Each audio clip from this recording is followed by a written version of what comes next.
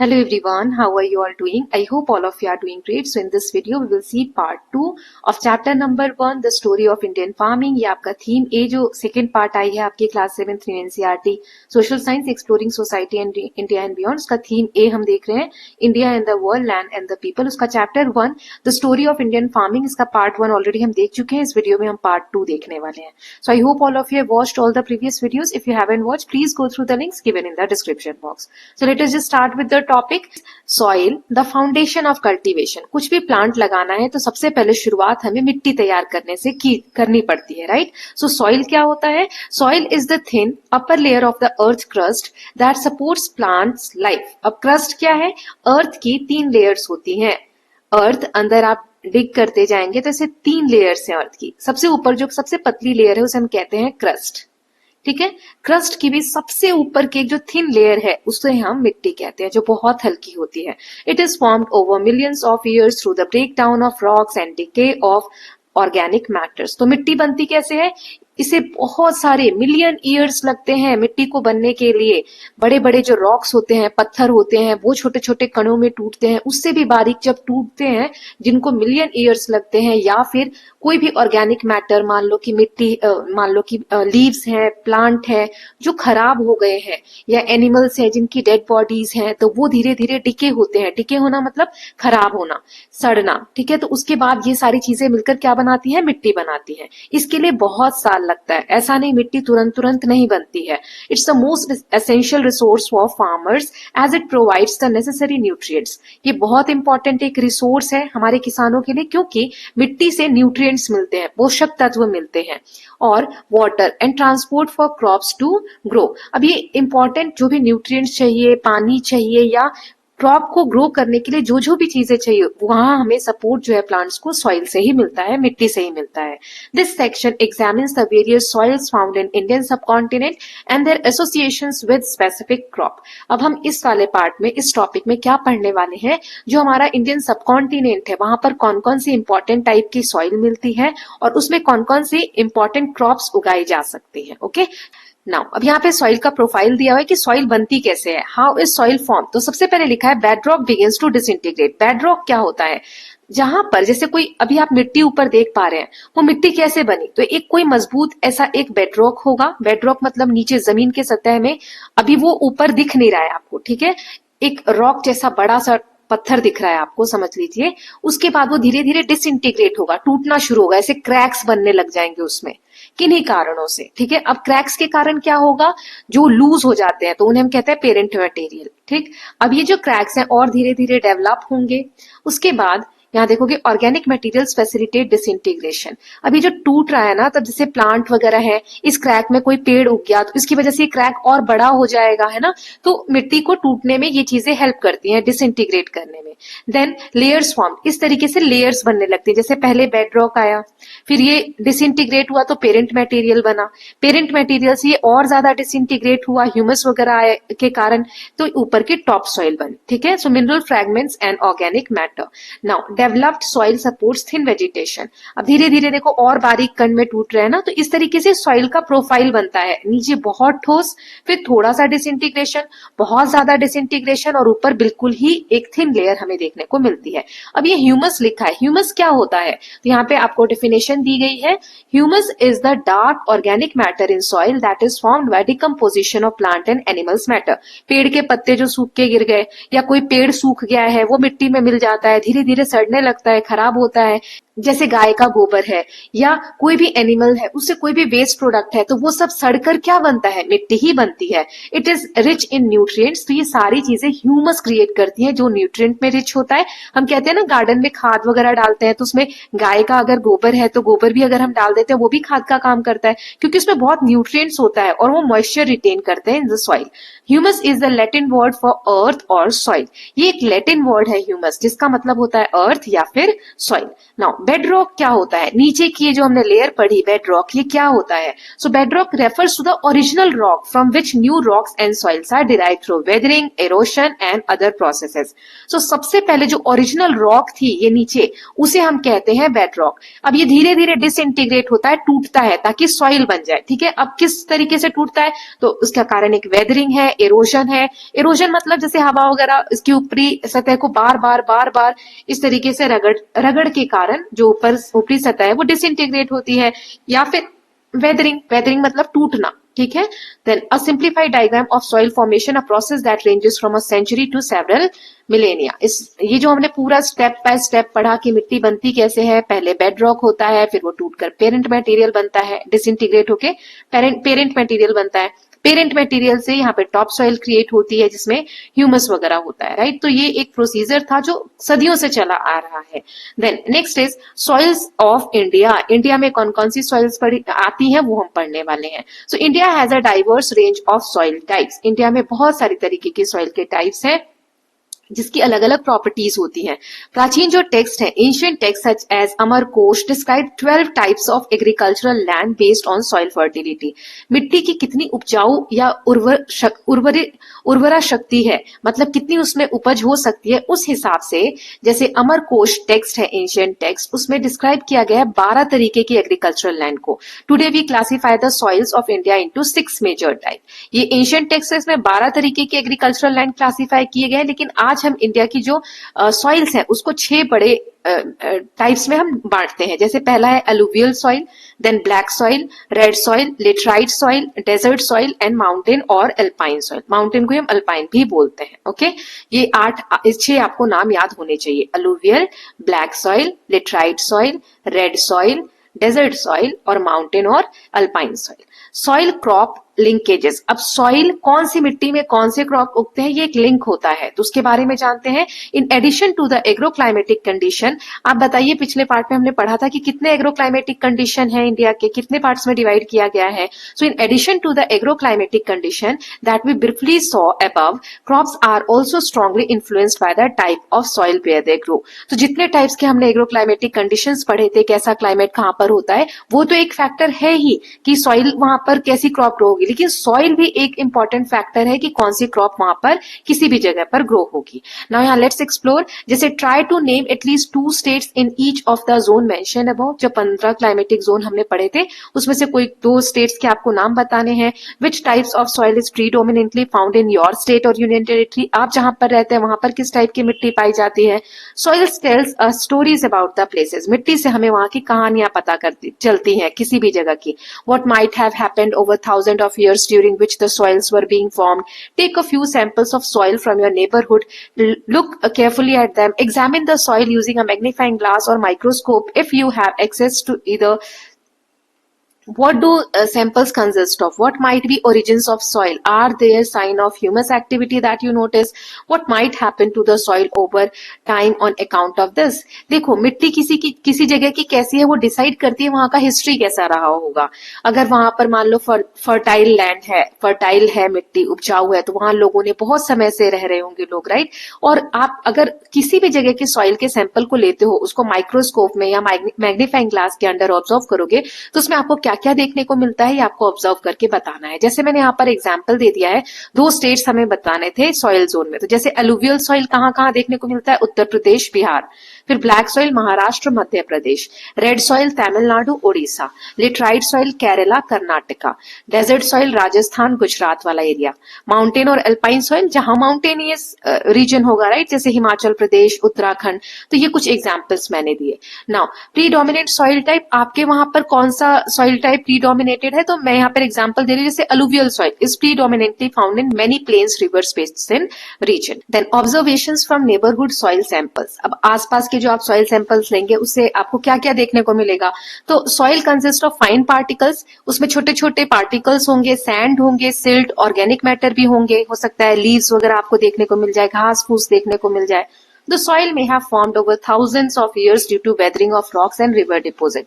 हजारों साल, million years लगते हैं रॉक को वेदर होने में और डिपोजिट्स होके फिर से सॉइल फॉर्मेशन होने में। साइंस ऑफ ह्यूमन एक्टिविटी, आपको उसमें ह्यूमन एक्टिविटी के भी अंश देखने को मिलेंगे, जैसे वेस्ट पार्टिकल देखने को मिलेंगे, कंस्ट्रक्शन की डस्ट देखने को मिलेगी। Over time excess construction, farming और पोल्यूशन में reduce soil fertility and cause erosion.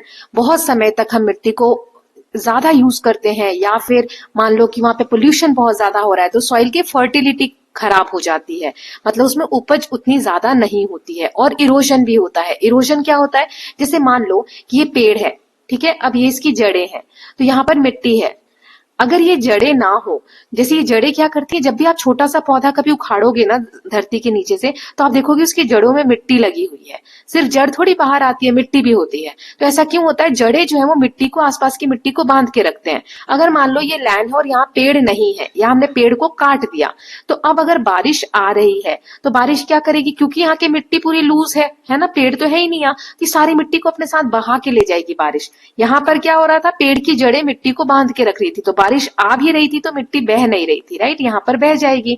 तो वो जो ऊपरी लेयर मिट्टी की बहकर चली जाती है उसी को हम इरोशन कहते हैं। ओके, नाउ आगे दिया हुआ है, let's explore. Take up a small group project, identify the types of vegetable, fruits, trees that grow in different soil type. आपको सैंपल, ये देखो सारा आगे समझाया है, मैं थोड़ा सा आइडिया पहले इसलिए दे देती हूँ ताकि जब हम आगे समझे तो आपको दिक्कत ना हो। किस सॉइल टाइप में कौन सी उपज ज्यादा होती है, कौन सी फसल ज्यादा उगती है, वो आपको बताना है। फिर उसके बाद आपको फैमिली फूड फ्लो चार्ट बनाना है that connects your favourite dishes to different crops that they are prepared from and corresponding soil types in which they are cultivated. तो जैसे इसका आंसर मैंने यहाँ दे दिया है, कौन कौन से मिट्टी में कौन से वेजिटेबल, फ्रूट्स या ट्रीज होते हैं। जैसे अलुवियल में राइस, व्हीट, वेजिटेबल्स, मैंगो, बनाना, नीम।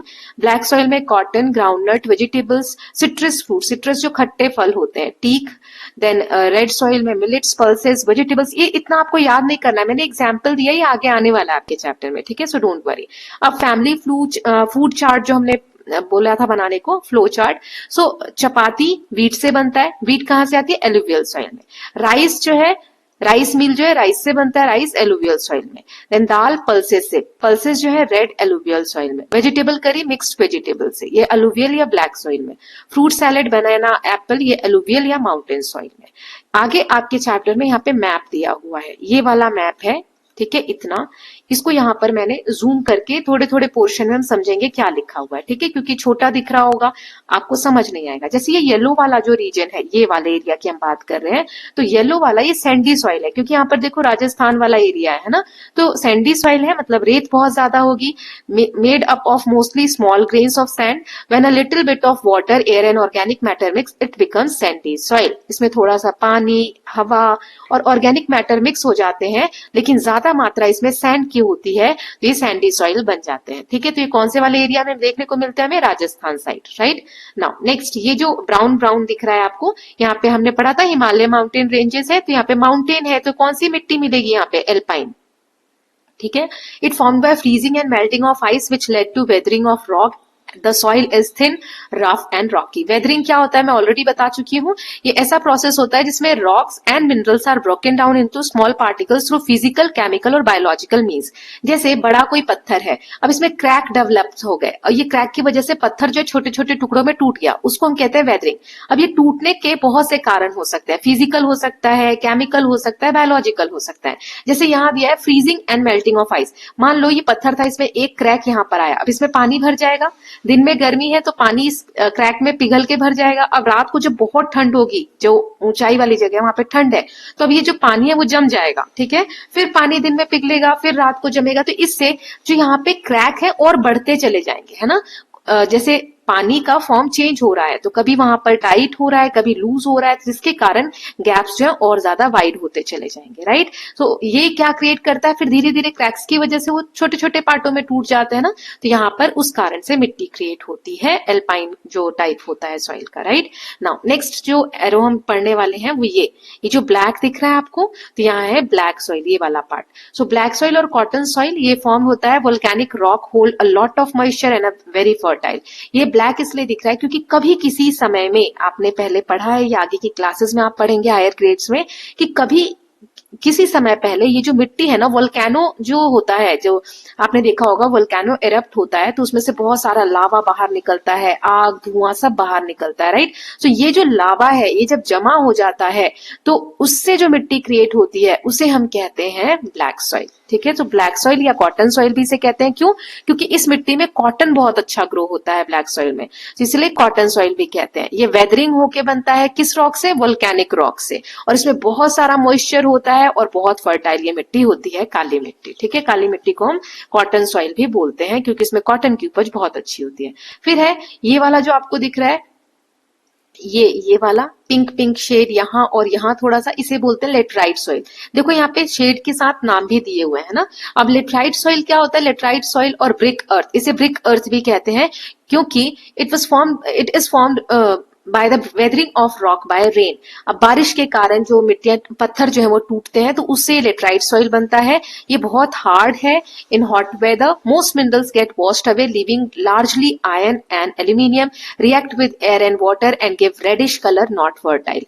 ये जो मिट्टी होती है लेटराइट सॉइल, ये इतनी फर्टाइल नहीं होती है। इसमें से बाकी जो मिनरल्स है, क्योंकि ये बारिश के कारण बन रही है तो बाकी मिनरल्स तो बारिश की वजह से बह जाते हैं। मोस्टली इसमें जो बच जाता है वो है आयरन और एल्यूमिनियम। ठीक है, ये दो मिनरल्स बच जाते हैं इसमें, जिसके कारण इसका रेड कलर आ जाता है और ये फर्टाइल कम होती है। ठीक है, तो ये वाले एरिया में जो पिंक पिंक शेड कहीं कहीं आपको देखने को मिल रहा है, ये देखिए यहाँ पर है, यहाँ पर भी है, यहाँ है, यहाँ पर है, यहाँ है, यहाँ है। ये छोटे वाले मैप में मैं आपको दिखा रही हूँ। तो ये सारा लेटराइट सॉइल। नाउ अब हम पढ़ लेते हैं नेक्स्ट पेज पे, ये रेड सॉइल, रेड कलर से बना हुआ है ये वाला पूरा पार्ट, ये वाला। ओके, ये आपको दिख रहा है। तो रेड सॉइल, ये दो एरोज का जो दिखा रहे हैं, तो it was found weathering of lava that are cooled slowly or of old rock they are red because they have a chemical called iron. इसमें एक केमिकल होता है जिसे आयरन कहते हैं, जिसके कारण इसका रेड कलर आता है। जब आयरन जो है एयर के साथ रिएक्ट करता है और पानी के साथ, तो ये रेड कलर इसमें आ जाता है। ये फर्टाइल इतनी ज्यादा नहीं होती है।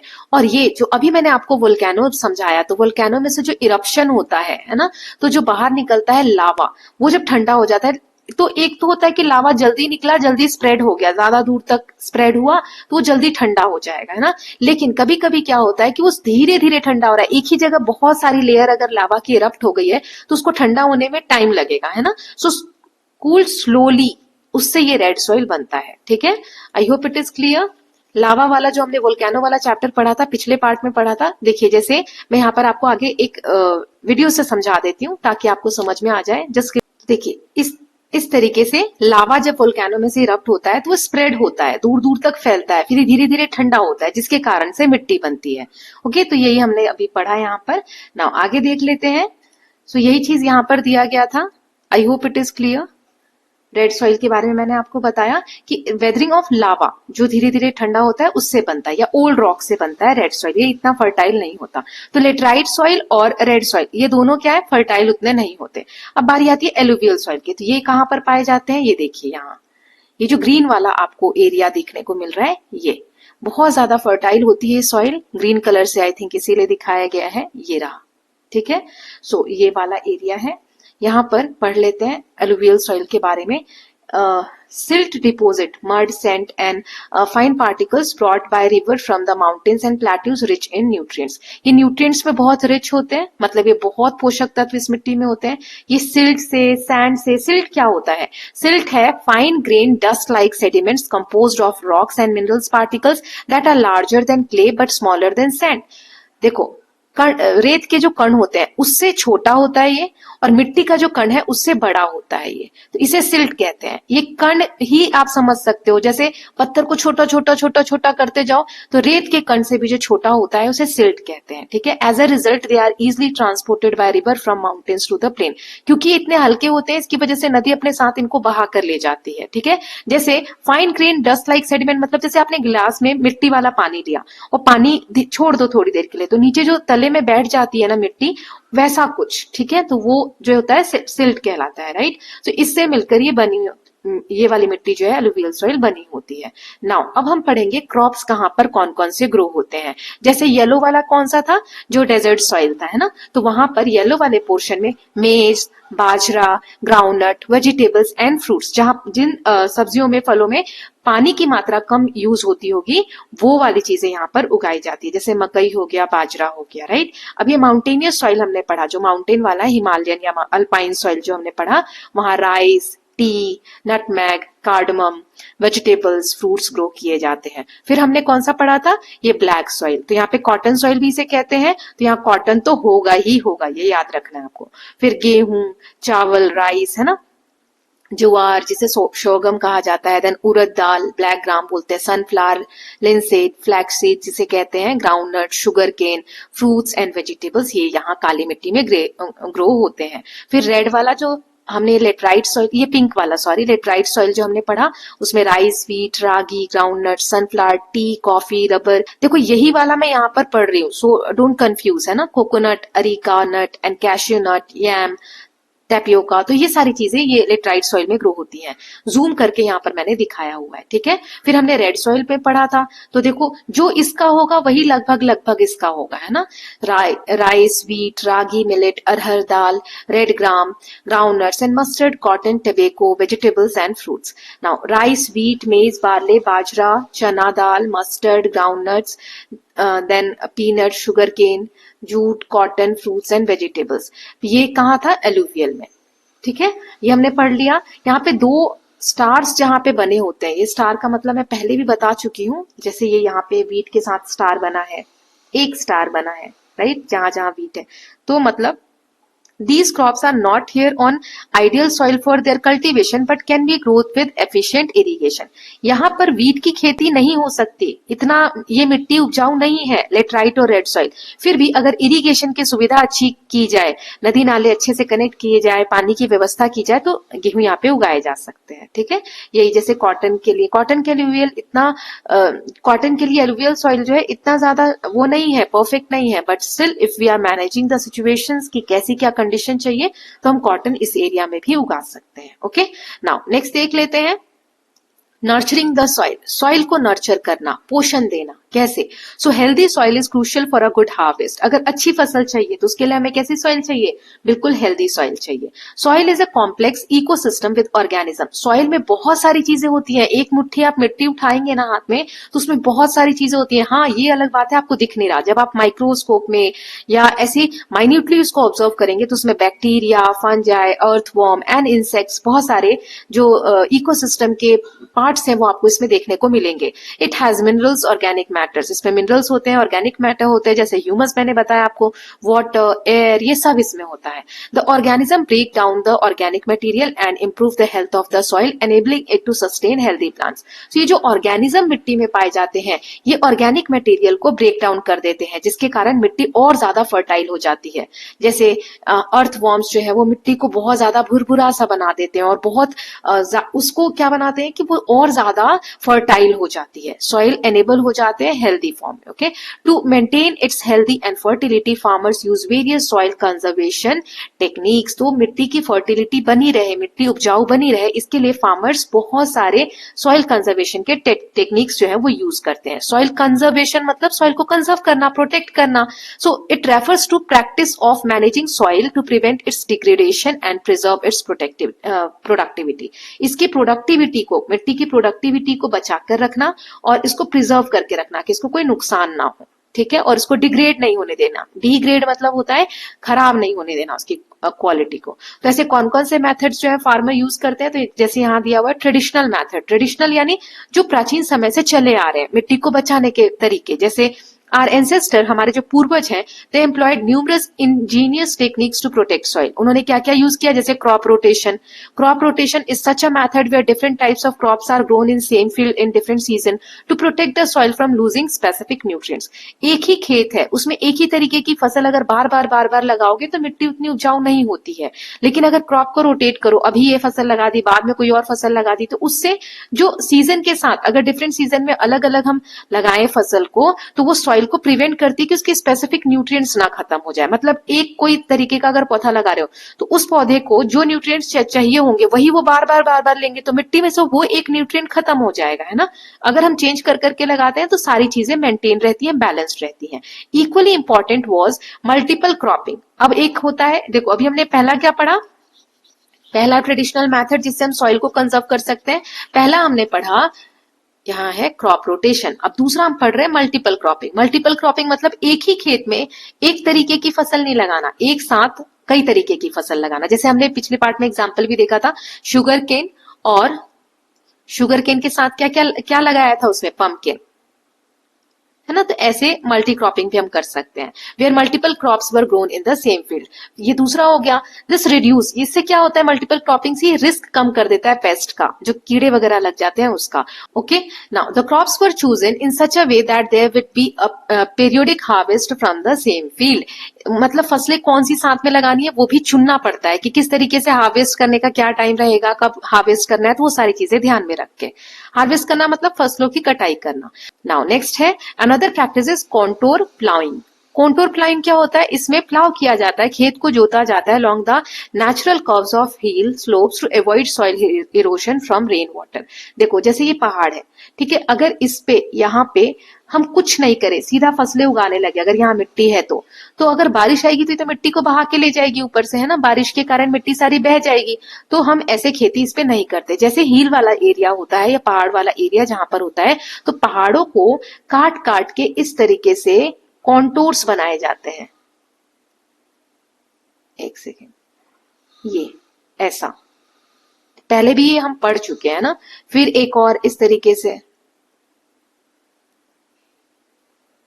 ठीक है, मैं आगे इमेज दिखा देती हूँ ताकि आपको अच्छे से क्लियर हो, ताकि जब बारिश आए तो मिट्टी को फ्लो में इस तरीके से ना बहा के जाए। स्टेप जैसा क्रिएचर यहाँ पे क्रिएट हो जाता है, जैसे ये आप देख सकते हैं, ये देखिए इस तरीके से, है ना, यहाँ पे स्टेप्स जैसा आपको दिखने को मिल रहा है। अगर ये नहीं हो तो मिट्टी ऐसे ढलान में बह जाएगी, है ना, बारिश आने पे। इससे क्या होता है, मिट्टी प्रोटेक्ट होती है लेयर्स के थ्रू, right. Now don't miss out, यहाँ फैक्ट दिया है, did you know that panchagavya is a fermented mixture of 5 cows product. Panchagavya जो होता है इसमें 5 गाय की चीजें मिलाई हुई होती हैं, जैसे डंग गाय का गोबर, यूरिन गाय का जो यूरिन होता है, मिल्क गाय का दूध, गाय का दूध से बना हुआ दही, और गाय के दूध से बना हुआ घी।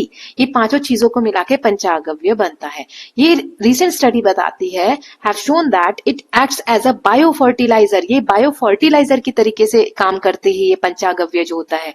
इससे क्रॉप की ग्रोथ बढ़ती है, प्रोडक्टिविटी बढ़ती है, while increasing their resistance to disease. और जो पौधे खराब होते हैं, मान लो कीड़े लग गए, पत्ते खराब हो रहे हैं, उससे भी प्रोटेक्शन मिलती है। ओके, सो ये होता है पंचागव्य, जो फर्टिलाइजर की तरह, खाद की तरह हम खेतों में यूज करते हैं। तो ये हमने पढ़ लिया ट्रेडिशनल अप्रोच कि पहले के लोग क्या क्या चीजें करते थे। तो ट्रेडिशनल अप्रोच में हमने क्या क्या पढ़ा, और किस चीज के ट्रेडिशनल अप्रोच पढ़ रहे हैं कि सॉइल को कंजर्व कैसे किया जाए, सॉइल कंजर्वेशन, ठीक है। तो इसमें हमने पहला क्या पढ़ा, क्रॉप रोटेशन, ठीक है। दूसरा हमने क्या पढ़ा, मल्टीपल क्रॉपिंग, राइट। तो ये छोटे छोटे नोट्स आप बनाते चलिएगा, वैसे तो समरी लास्ट में हम देखते ही हैं। Multiple cropping. थर्ड हमने क्या पढ़ा, कॉन्टोर प्लाइंग, राइट। तो ये सारी चीजें। फिर हमने ऑर्गेनिक फर्टिलाइजर्स के बारे में पढ़ा, सॉरी मैंने ये यहाँ पर नहीं पढ़ा था, आगे ये लिखा हुआ है। Farmers also use organic fertilisers. Farmers जो है ऑर्गेनिक फर्टिलाइजर्स भी यूज करते हैं, जैसे गाय का गोबर, अभी मैंने आपको बताया भी था, है ना, ताकि मिट्टी की उर्वरा शक्ति जो है वो बनी रहे। और उसी में एक एग्जाम्पल हमने यहाँ पे पंचागव्य का भी पढ़ लिया। तो ये ट्रेडिशनल हो गए, राइट। अब कॉन्टेम्पररी मतलब आज के समय में क्या क्या अप्रोच यूज हो रहा है जिससे हम मिट्टी को प्रोटेक्ट कर सकते हैं। जैसे today modern technique such as terrace are used in hilly areas. Terrace farming जो अभी मैंने आपको बताया उस तरीके से बना के, to create flat steps for farming which slow down water run off and reduce soil erosion. अभी मैं स्टेप फार्मिंग का, ये टेरेस फार्मिंग का भी इमेज दिखा दूंगी। फिर दूसरा है अफोरेस्टेशन। अफोरेस्टेशन मतलब देखो, डिफोरेस्टेशन मतलब होता है पेड़ों को काटना, अफोरेस्टेशन मतलब पेड़ लगाना, ठीक है। और प्लांटिंग ट्रीज, ये दूसरा मेथड है जिसमें सॉइल एरोशन को प्रिवेंट किया जाता है। मैंने अभी आपको एग्जांपल बताया था कि मिट्टी की जड़ें जो है वो, पेड़ की जड़ें जो है वो मिट्टी मिट्टी को बांध के रखती हैं। तो पेड़ अगर हम लगाएंगे तो मिट्टी इरोड नहीं होगी, बहकर नहीं जाएगी, राइट। इसीलिए अफोरेस्टेशन भी एक तरीका है मिट्टी को प्रोटेक्ट करने का। कुछ ट्रेडिशनल मेथड जैसे मल्चिंग हो गई, ploughing back crop residue are still practice by farmers today. आज के समय में भी जो पुराने ट्रेडिशनल मेथड है कुछ, जैसे मल्चिंग या प्लाइंग बैक क्रॉप रेसिड्यू, जो खेत में जैसे गेहूं की फसल काटी तो जो बच गया नीचे स्टॉक खेतों में, उसको उसी में छोड़ देना दोबारा से खेतों में, ताकि वो जो खराब होगा, सड़ जाएगा, तो उसी में मिट्टी में मिलकर उसकी न्यूट्रिएंट्स को इंक्रीज करेगा, right. Very precise application of fertilisers enable their efficient use and also maintain soil health. Fertiliser, खाद का ज्यादा यूज नहीं करना, थोड़ा थोड़ा यूज करना ताकि मिट्टी को उससे नुकसान ना हो। प्रिसाइज मतलब कि जहां जरूरत है पेड़ों की जड़ों में सिर्फ फर्टिलाइजर डालना, पूरे खेत में ना छींटना, ठीक है। तो ये सब कुछ तरीके हैं जिनको यूज करके सॉइल की हेल्थ इंक्रीज या इंप्रूव की जाती है। ओके, टेरेस फार्मिंग का एक इमेज मैं आपको दिखा देती हूँ। ये देखिए इस तरीके से होता है, जैसे सीधा अगर ऐसे रहे तो मिट्टी आसानी से बह जाए, ऐसे कट कर करके प्लेटफॉर्म्स बना दिए जाते हैं ताकि मिट्टी ना बहे। ओके, नाउ देखिए यहाँ पर एक इमेज दिया हुआ है, banana tree on the bunch of these paddy field serve as wind breakers, hold the soil in place and also provide another crop to the farmer. देखो यहाँ पर खेतों के किनारे पर, यहाँ जैसे यहाँ पे धान की खेती है, साइड साइड उन्होंने केले के पेड़ यहाँ उगा रखे हैं ना, तो इससे क्या हो रहा है, ये मिट्टी को प्रोटेक्ट कर रहे हैं। एक तो इन्हें दूसरी फसल भी मिल गई कि केले भी साथ के साथ, धान के साथ इन्हें केले भी मिलेंगे, राइट, और साथ ही मिट्टी को भी प्रोटेक्ट कर रहे हैं, विंड ब्रेकर्स की तरह काम कर रहे हैं। नेक्स्ट यहाँ पे एक इमेज दिया हुआ है, a drone being used to assess soil moistures in green house. अब ग्रीन हाउस क्या होता है, ऐसी खेती जो कांच की हेल्प से, मतलब एक एनवायरमेंट क्रिएट किया जाता है। ग्रीन हाउस मतलब a transparent covered structure made of glass or plastic that capture sunlight and heat for the growth of plants in controlled environment. कांच का एक घर समझ लीजिए बनाया जाता है, और जिसके अंदर ऐसा एनवायरमेंट क्रिएट किया जाता है कि प्लांट्स को अच्छी प्रोटेक्शन मिले, गर्मी उसी हिसाब से मिले जितनी उसे हीट चाहिए, जितनी सनलाइट चाहिए। ठंडी जगहों पर अधिकतर ये होता है और उसके अंदर खेती की जाती है, ठीक है। तो इसमें ड्रोन का यूज करके और सॉइल का मॉइस्चर कैसा है ये सब देखा जाना आजकल की प्रैक्टिस में आप इसे समझ सकते हैं। जैसे ग्रीन हाउस का यहाँ पर वीडियो दिखा देती हूँ मैं आपको। ये देखिए इस तरीके से कांच का बड़ा सा एरिया कवर होता है ताकि अच्छा जो एनवायरनमेंट चाहिए पौधों के लिए वो उसके अंदर क्रिएट किया जा सके। ओके, नाउ नेक्स्ट देख लेते हैं। Water rainfed versus irrigated agriculture. अब ये इसका मतलब क्या होता है, रेनफेड एग्रीकल्चर और इरिगेटेड एग्रीकल्चर, इसके बारे में जानेंगे। So water is a fundamental resource for agriculture. Agriculture, खेती तो पॉसिबल ही नहीं है बिना पानी के, सिंचाई नहीं होगी तो कैसे फसल उगाएंगे, राइट। सो ये फंडामेंटल मतलब बिल्कुल बेसिक चीज है खेती के लिए। Without water crops can not grow. The availability of water is significant factor that determines how farming is done in different parts of India. तो इसीलिए इंडिया के किस पार्ट में कहां पर कितना पानी है उसी हिसाब से खेती भी पॉसिबल होती है। This section examines two primary types of irrigation practice. इसीलिए हम दो तरीके की इरिगेशन प्रैक्टिस के बारे में जानेंगे, पहला रेनफेड और दूसरा है इरिगेटेड, ठीक है। ये हमारा पहला टॉपिक है और ये दूसरा है। तो रेनफेड एग्रीकल्चर क्या होता है, it refers to the farming practice that rely entirely on rainfall. Rainfed में पूरी तरीके से खेतों में जो पानी आता है या सिंचाई के लिए जो पानी है उस पे लोग निर्भर होते हैं बारिश के ऊपर, सिर्फ बारिश से पानी मिलता है। This type of farming is common in area that receive sufficient rain during the monsoon season. जब बारिश का समय आता है, वर्षा ऋतु आती है, तो उस वक्त जो पानी आता है वो सफिशिएंट होता है इन एरियाज में कि बारिश के पानी से खेती हो जाएगी, तो उसे कहते हैं rain fed agriculture. However farmers who are dependent on rainfall face numerous challenges. लेकिन जो बारिश पे डिपेंड होते हैं, ऐसा तो है नहीं कि हमेशा बारिश अच्छी होती है, कभी बहुत ज्यादा हो जाती है, कभी बहुत कम होती है, राइट। सो इन लोगों को बहुत सारे चैलेंजेस, कठिनाइयों का भी सामना करना पड़ता है, including droughts and unpredictable monsoon. कभी ड्रॉट्स यानी सूखा पड़ गया, बारिश नहीं आई तो, और कभी अनप्रिडिक्टेबल, बारिश अभी आनी चाहिए तो 15 दिन देर हो गए, तो इससे जो बीज लगाए हैं उनको पानी नहीं मिलेगा तो कैसे पौधे बनेंगे, right. To cope with this challenges, अब ये चैलेंजेस अगर आ रहे हैं तो इन्हीं को सामना करने के लिए, इन्हीं को फेस करने के लिए they have developed various adaptation. इसीलिए बहुत सारे उन्होंने उस हिसाब से, उस कंडीशन के हिसाब से अपने आप को ढाल लिया है किसानों ने। Such as choosing drought resistance crop, तो उन्होंने ऐसी फसलें उगाना शुरू कर दिया है जो ड्रॉट रेसिस्टेंट है, मतलब सूखा अगर पड़ जाए, पानी की मात्रा बहुत कम भी है तो भी ये क्रॉप सरवाइव कर जाएंगे। या फिर यूजिंग ए ट्रेडिशनल वाटर हार्वेस्टिंग टेक्निक, या फिर ऐसी टेक्निक्स का यूज करना जो पहले से ही चलती चली आ रही है, ट्रेडिशनल है, जिससे हम पानी को हार्वेस्ट करते हैं, सेव करके रखते हैं। जैसे पॉन्ड बना दिया, तालाब बना दिया, तो बारिश का पानी इसमें सेव रहेगा, तो बारिश के समय के बाद भी हम इसको यूज कर सकते हैं, राइट। सो ये हो गया रेनफेड, जहां पर पानी कम हो, जहां पर बारिश पे ज्यादा लोग डिपेंडेंट होते हैं, right. Now second is irrigated agriculture. Irrigated क्या होता है? Irrigated agriculture use artificial method, इसमें बारिश पे डिपेंड ना होकर पानी का सप्लाई के लिए आर्टिफिशियल मेथड पे डिपेंड होते हैं। ये जो इरिगेशन है बहुत इंपॉर्टेंट है, क्रूशियल है फार्मिंग प्रोडक्टिविटी को बढ़ाने के लिए, और मॉनसून रेन पे हम डिपेंड ना रहे, उस पे सिर्फ रिलाय ना करें, उसको कम करने के लिए। The history of irrigation in India is very long. ये जो सिंचाई वाली खेती हम करते हैं बहुत पुराना इतिहास है इंडिया का।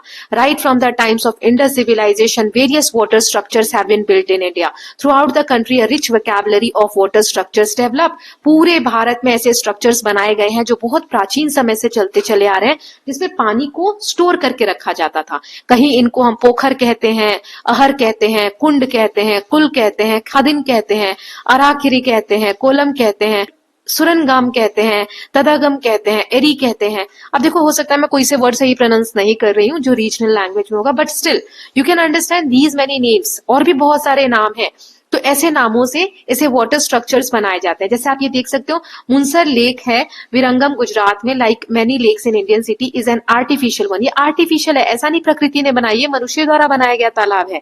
It was constructed by Meenal Devi. ये मीनल देवी जो रानी थी चालुक्य डायनेस्टी की, 11th सेंचुरी में उनके द्वारा बनवाया गया था। Its banks are dotted with small shrines and a few bigger temples. इसके किनारे किनारे इस तरीके के टेम्पल्स वगैरह बने हुए हैं। Reminder that water bodies have been regarded as sacred. तो ये जो सेक्रेड मतलब क्या होता है? पवित्र। ये मंदिरें क्या दिखाते हैं? जो मंदिर टेम्पल्स या आसपास बने हुए हैं, ये दर्शाते हैं कि जो वाटर बॉडीज है ये सेक्रेड है, पूजनीय है, ठीक है, इन्हें पवित्र समझा जाता है। नाउ आगे देखते हैं फार्ड सिस्टम। तो एक तो ये हो गया ट्रेडिशनल, किस तरीके से पानी को बचाया जा रहा है, ठीक है, ये कंस्ट्रक्शंस वगैरह करा के। दूसरा है फार्ड सिस्टम। इसमें next is phad system, community based irrigation system particularly found in state of Maharashtra. These system use small canals to divert river water to field। इस सिस्टम में, फार्ड सिस्टम में क्या होता है कि एक कैनाल का, स्मॉल कैनाल्स बनाए जाते हैं। जैसे नदी बह रही है, नदी से, ये नदी का पानी है, इधर खेत है, तो यहां तक पानी लाने के लिए इसका पानी डाइवर्ट कर दिया कैनाल्स के थ्रू, तो इसे कहते हैं फार्ड सिस्टम। जो महाराष्ट्र वाला रीजन है वहां पर ये पॉपुलर है। फिर बैम्बू ड्रिप इरिगेशन, ये देखो बांस है, इससे पानी को कहीं, जैसे नदी कहीं होगी वहां से, या झरना होगा वहां से पानी को इस तरीके से एक बांस से दूसरे बांस की हेल्प से पहुंचाया जाता है। जो पहाड़ी एरिया, जो नॉर्थ ईस्टर्न इंडिया है, वहां पर ज्यादा यूज होता है, जहां माउंटेन्स होते हैं। Here farmers traditionally use bamboo pipes to channel water from springs to the field। जो झरने हैं वहां से खेतों तक पानी लाने के लिए इस तरीके से बांस का यूज किया जाता है। Okay, let's remember part 1 of this textbook. You became familiar with Kallanai, the grand anicut built by Karikala across Kaveri River about 1800 years ago. It is a massive and effective water diverting structure that irrigates thousands of hectares of land। तो हमने कलनई के बारे में पढ़ा था, जो करेकल ने बनवाया था कावेरी रिवर के ऊपर, और उससे फिर इरिगेशन के लिए यूज होता था, है ना, वाटर को डाइवर्ट किया जाता था। सो पहले से ही चलती चली आ रही है ये सारी चीजें। Now next is over time, समय के साथ साथ irrigation has evolve from simple system to more advance one.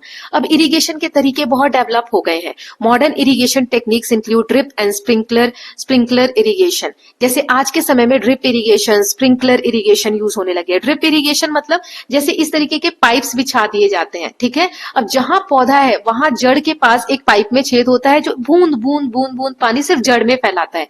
पूरी जगह मिट्टी में फैलाने की जरूरत नहीं है, सिर्फ जड़ों में, है ना। तो ये ट्रिकल इरिगेशन होता है, ट्रिकल इरिगेशन होता है, delivers water slowly and directly to the plants roots through a network of tubes and emitters. इस तरीके के ट्यूब्स लगे होते हैं, एमीटर्स लगे होते हैं, जहां से पानी जो है सिर्फ और सिर्फ उनकी जड़ों में जाता है। तो पानी कम यूज हो रहा है ना, सेव हो रहा है पानी। तो यहाँ दिया, think about it, imagine a network of small pipes with tiny holes placed near the base of your plant.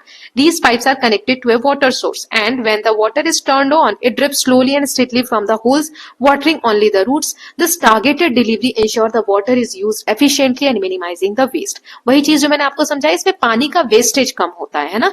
जहां जड़ों को पानी चाहिए सिर्फ वहीं पर पानी जाता है। आगे दिया है स्प्रिंकलर। अब बहुत सारे खेतों में इस तरीके से आपने स्प्रिंकलर देखे होंगे ना, ये घूमता रहता है और पानी चारों तरफ स्प्रिंकल होते रहता है। तो स्प्रे करता है पानी को in air which falls over the crop like artificial rain, बारिश की तरह पानी जो है पौधों पर गिरता है, डायरेक्टली नहीं जाता है, जिसकी वजह से पानी कम भी यूज होता है और पानी सेव होता है, right. These modern method help in using water more efficiently. पानी की कमी है और अगर हम पानी सही से यूज करें तो बहुत अच्छी बात है। तो ये मॉडर्न टेक्निक्स जो है पानी को एफिशिएंट तरीके से यूज करने में मदद करते हैं। This is very necessary as in many parts of India ground water reserves are fast decreasing. हमारे देश में बहुत सारे पार्ट में जो धरती के अंदर का पानी है, जो बोरिंग वगैरह से हम पानी बाहर निकालते हैं, वो ग्राउंड वाटर अब धीरे धीरे बहुत डिक्रीज होता जा रहा है। तो पानी को अगर हम सही से यूज नहीं करेंगे और वेस्ट करेंगे तो आगे आने वाले समय में बहुत दिक्कत आने वाली है। So the evolution of irrigation has had a significant impact on India's agricultural landscape, enabling farmers even in areas with low rainfall. सो ये जो इरिगेशन टेक्निक्स इवॉल्व हो रहे हैं, ड्रिप इरिगेशन, स्प्रिंकल इरिगेशन, इससे हमारे जो किसान है, जिस ऐसे एरिया में जो रहते हैं जहां पे पानी की कम मात्रा मिलती है, वहां पर भी अब अच्छे से खेती कर सकते हैं। It has help to increase crop yield and ensure a more stable food supply for country. Yield मतलब होता है उपज शक्ति, उपज जो होती है वो बहुत ज्यादा बढ़ जाती है और फूड सप्लाई हमारे देश में स्टेबल रहता है, खाने के अनाज की कमी नहीं होती है। Now next is seed. तो हमने पानी के बारे में पढ़ा, अब हम बीज के बारे में पढ़ते हैं। मिट्टी के बारे में पढ़ा, पानी के बारे में पढ़ा, अब सीड्स के बारे में पढ़ते हैं। तो ये वाला जो टॉपिक है हमारा सीड्स वाला, ये हम नेक्स्ट वीडियो में स्टार्ट करेंगे, ओके, पार्ट 3 में, क्योंकि चैप्टर बहुत लेंथी है। अगर मैं इसको अभी आगे कंटिन्यू करूंगी तो फिर 1.5 घंटे तक की वीडियो बन जाएगी, है ना। सो पार्ट 3 में हम चैप्टर को फिनिश कर लेंगे। So I hope all of you are loving these videos. Will meet very soon with the part 3rd.